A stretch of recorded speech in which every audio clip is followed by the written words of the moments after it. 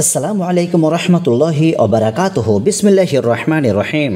সুপ্রিয় দর্শক মণ্ডলী, আজকের ভিডিওতে আলোচনা করা হবে অসুখ ও কষ্ট দূর করার জন্য দোয়া। আপনার যে কোনো অসুখ হোক, মাথা থেকে পা পর্যন্ত শারীরিক এবং মানসিক ডিপ্রেশন এবং টেনশন, যে কোনো অসুখ হোক না কেন, আপনার যদি শরীরে শারীরিক অসুখ হয়ে থাকে কিংবা ডিপ্রেশন বা মানসিক অসুখ হয়ে থাকে, তাহলে এই দোয়াটি একবার ইমানদারির সঙ্গে মনে বিশ্বাস নিয়ে আপনাকে পাঠ করতে হবে। ইনশাআল্লাহ আপনার কাজ হবে। ধরুন আপনি কঠিন জ্বরে আক্রান্ত হয়েছেন বা কঠিন অসুখে আক্রান্ত হয়েছেন, আপনি অবশ্যই এই দোয়াটি উজু করে বা নামাজ পড়ার পর পাঠ করবেন, তো আপনার কাজ হবে। সুপ্রিয় দর্শক মণ্ডলী, এটি শুধু দোয়াই বললে চলবে না, এটি সূরা আম্বিয়ার একটি পবিত্র কোরআনের একটি আয়াত। এতটাই গুরুত্ব রাখে যে এটি সব ধরনের অসুখ ভালো করবে একমাত্র।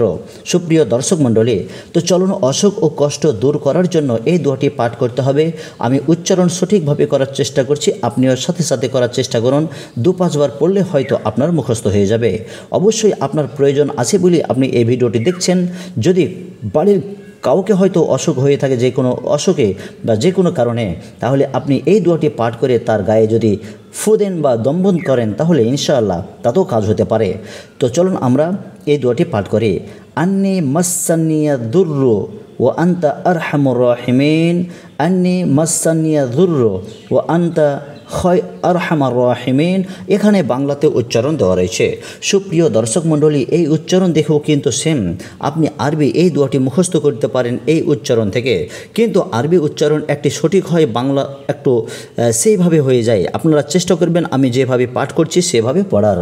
আন্নি মাসান্নিয়া যুররু ওয়া আনতা আরহামুর রাহিমিন, এখানে উচ্চারণ দেওয়া রয়েছে, অর্থ আমার অসুখ হয়েছে এবং তুমি তো সর্বশ্রেষ্ঠ দয়াবান।